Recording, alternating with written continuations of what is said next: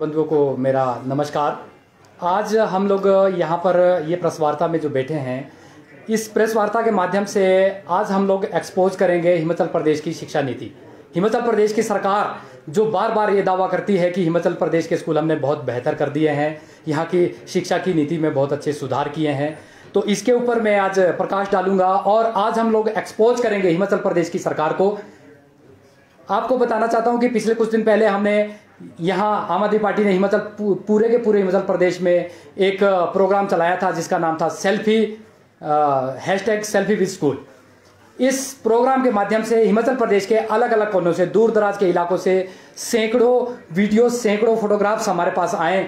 सैकड़ों लोगों ने इस चीज़ को हमारे इस प्रोग्राम के माध्यम से, इस मुहिम से जुड़े और जिससे पता लगा कि भाई हिमाचल प्रदेश में सरकार की नाकामयाबी कि वो किस तरीके से हर स्तर पर विफल रही है।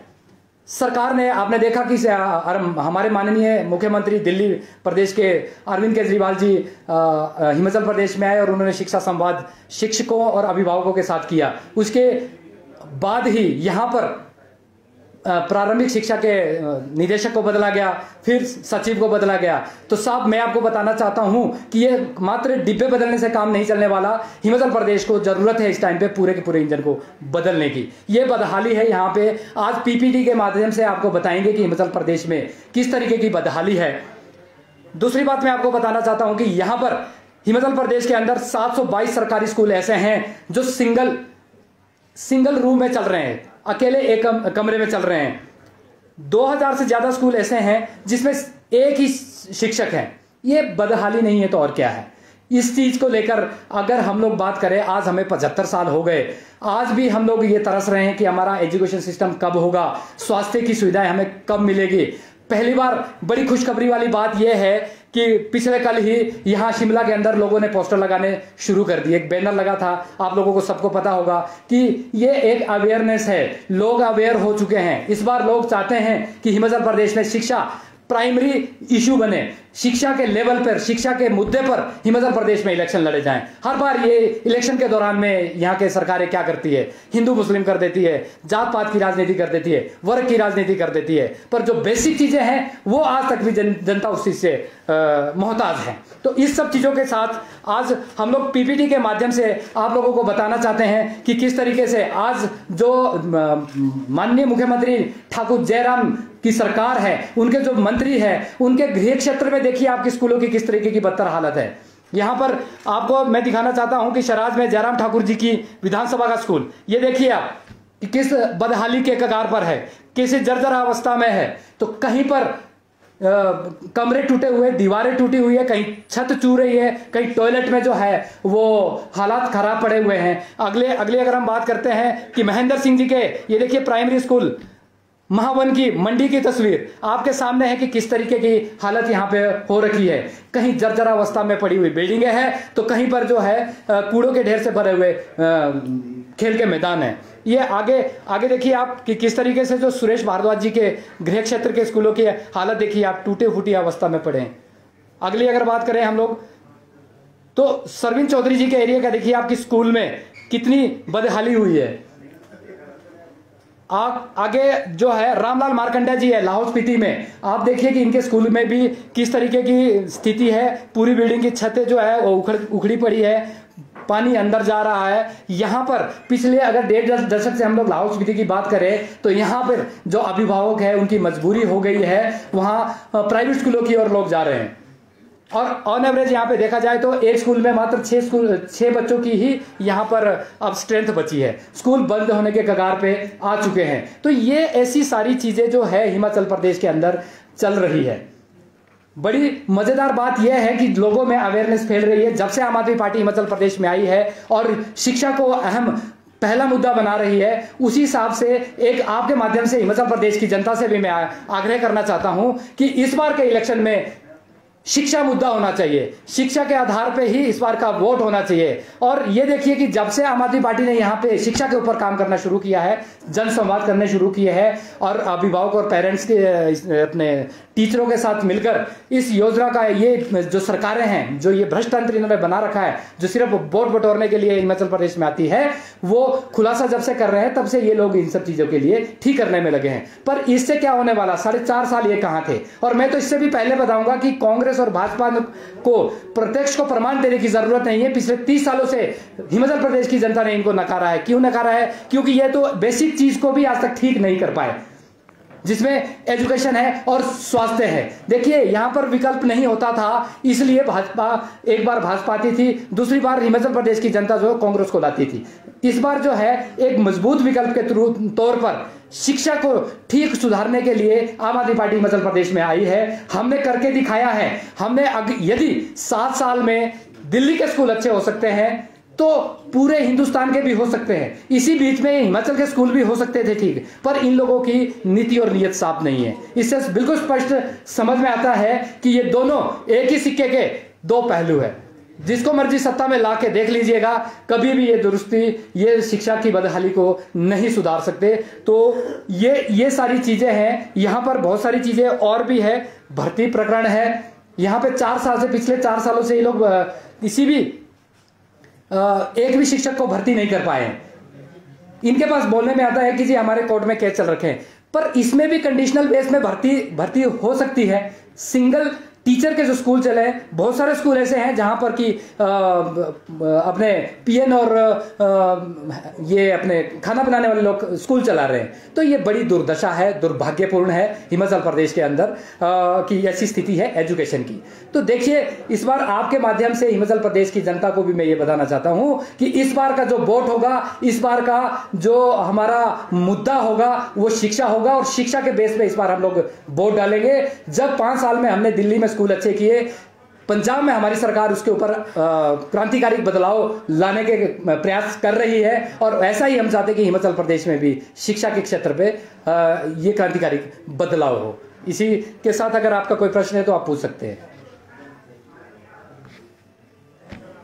हिमाचल में जिस तरह से आप कह रहे हैं कि शिक्षा के मुद्दे को लेकर आप चुनाव में आगे जाने वाले, हिमाचल में ऑलरेडी जो जी एक एक करके बोलिए प्लीज। हिमाचल में कौन सी नई शिक्षा नीति अभी बनाई है? आपने कहा कि हिमाचल की शिक्षा नीति देखिए करवा दिया है।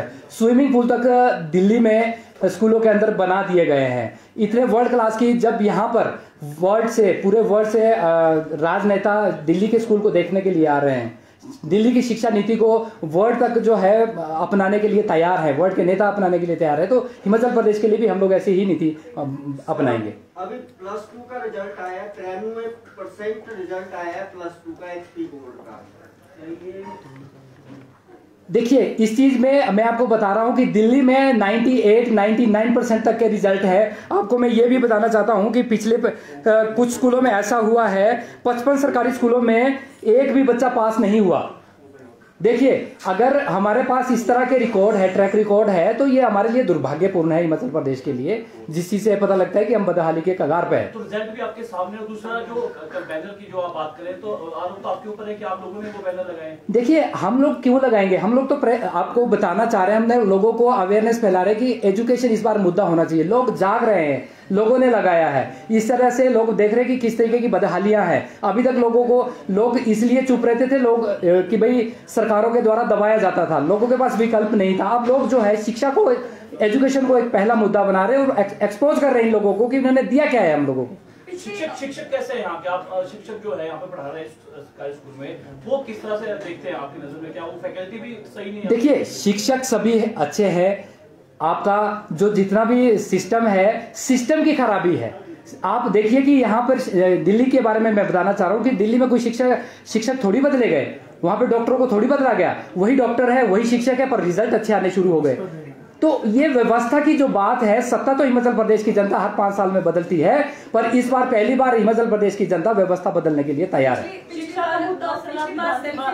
स्कूल की बात हुई थी जी, आपने कहा था कि लोग आपको सेल्फीज भेजेंगे, लेकिन यहाँ तो आप खुद ही स्कूलों की हालत दिखा रहे हैं। मींस कि लोग आपके साथ देखिए हमारे पास सैकड़ों लोगों ने ऐसी सेल्फियां भेजी है, फोटोज भेजी है, वीडियोज हमारे पास आई है। जी, मैंने कहा कि लोगों ने आपके पास सेल्फियां नहीं भेजी, आपको खुद दिखाना आना पड़ रहा है, इसका लोगों के साथ कनेक्टिविटी? देखिए मैडम, ये हमारे पास सैकड़ों की संख्या में आई है। ये समय के हिसाब को देखते हुए हम लोग सारी चीजें नहीं बता सकते। ये सब चीजें आपको आने वाले दिनों में और लोग बताएंगे।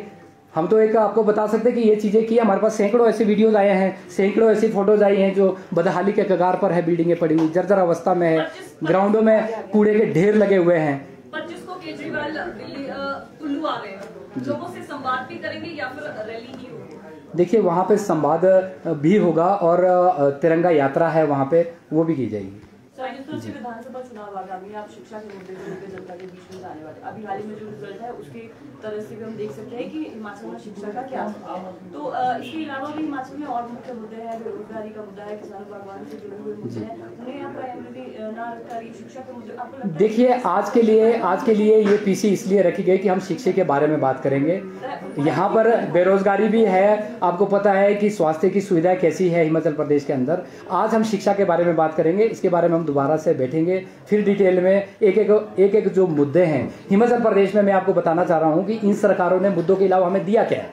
आप बताइए कहाँ पे हम मेरिट में हैं? मुद्दे ही हैं, चाहे सड़कें हैं, चाहे बेरोजगारी है, चाहे वो हेल्थ इश्यूज हैं। तो हर जगह पे देखिए इतनी प्रॉब्लम्स है, प्रॉब्लम के अलावा नहीं है। और इससे भी बड़ा एक जो सबसे बड़ी बात है वो है कर्जा। ये सरकारें आती है जाती है, पर जाते जाते हमारे को 5, 7, 10 हज़ार करोड़ का कर्जा देके जाती है। उसके ऊपर ये कोई बात नहीं करते। पर ये सारी डिटेल में हम लोग बात में करेंगे, स्टेप बाय स्टेप करेंगे। आज एजुकेशन के विषय पे हम लोग बात करेंगे। अगर इससे लेकर आपका कोई और प्रश्न है तो प्लीज पूछ सकते हैं। तो सरकार कह रही है कि दिल्ली में सिर्फ जो सरकारी स्कूल है वो 1100 के करीब है, पर हिमाचल प्रदेश के अंदर जो है 16,000 के करीब सरकारी स्कूल चल रहे हैं। आप आम आदमी पार्टी जो है चुनिंदा स्कूलों को दिखाकर जो है क्या? देखिए मैं आपको बताना चाह रहा हूँ कि दिल्ली की पॉपुलेशन 2.5 से 3 करोड़ के बीच में है और हमारी हम लोग तो वही बात बोलेंगे, कम ही बता रहे हैं। और यहाँ की जो है वो 80 से 85 होगी, 80 लाख के मान के चलो। तो यहाँ पे जो है 8.5 लाख लोग बच्चे हमारे स्कूल के अंदर पढ़ रहे हैं। 5.5 लाख के करीब बच्चे हमारे प्राइवेट स्कूलों में पढ़ रहे हैं। आपने देखा होगा कोरोना काल में किस तरीके की यहाँ पे लूट मची। बच्चे घर में थे, पेरेंट्स अपने बच्चों को पढ़ा रहे थे, फीसें वसूली गई। सरकारी स्कूल है, सरकारी स्कूल का आंकड़ा 16,000 के आसपास है। लूट प्राइवेट स्कूल के अंदर, सरकारी स्कूल के अंदर लूट नहीं हो सकता। नहीं सरकारी स्कूल की बात नहीं कर रहा हूँ मैं, प्राइवेट स्कूलों की बात कर रहा हूँ कि यहाँ पे किस तरीके की लूटे गए हैं लोगों को, जो कोरोना काल में भी फीसें वसूली गई है। आज भी मजबूरी, खुशी कोई भी लोग अपने बच्चों को प्राइवेट में नहीं भेज रहा है, मजबूरी है, उनको पता है। प्रत्यक्ष को प्रमाण देने की जरूरत नहीं है। जब उस स्कूल में पढ़ाने वाला टीचर ही अपने बच्चों को प्राइवेट में पढ़ा रहा है, उसकी मजबूरी है, वो खुशी नहीं भेज रहा है वहाँ पे। आप मुझे बताइए कि अगर कोई चीज बाजार में फ्री में मिल रही हो और कोई आदमी उसको पैसे देकर खरीद के ला रहा हो, तो ये कोई बुद्धिमत्ता वाली बात नहीं है। इसके लिए प्रत्यक्ष को प्रमाण देने की जरूरत नहीं कि हमारा एजुकेशन सिस्टम कितना लाचार है हिमाचल प्रदेश के अंदर। बहुत बहुत धन्यवाद। मुद्दों पे तो आप बात कर ही रहे हैं, क्या जो हिमाचल के प्रभारी हैं सत्येंद्र जैन, उनको बदलने की बात भी हो रही है कि जेल से ही चलाएंगे? देखिए वो चीजें हम पहले भी इसके बारे में प्रेस कॉन्फ्रेंस कर चुके हैं कि राजनीतिकरण हो रहा है इस चीज के लिए। 7 से 8 साल पुराना केस था, कई बार वो पेशी पे जा चुके थे। अभी कोर्ट में, हाई कोर्ट में उन्होंने ये कबूला अपनी ईडी ने कि भाई इनके खिलाफ तो FIR भी नहीं हुई है। तो ऐसे बहुत सारी चीजें हैं। ये क्यों हुआ ऐसे? क्योंकि वो शिक्षा और स्वास्थ्य के मामले में नुक्कड़ सभाएं कर रहे थे, चौराहे पे जाकर एक्सपोज कर रहे थे ये हिमाचल प्रदेश की सरकार को। इसलिए ये राजनीतिकरण हुआ है और इसके खींचने के लिए ये चीजें जो है ये राजनीतिकरण किया जा रहा है और बहुत जल्दी आपके सामने ही सच्चाई भी आ जाएगी। जी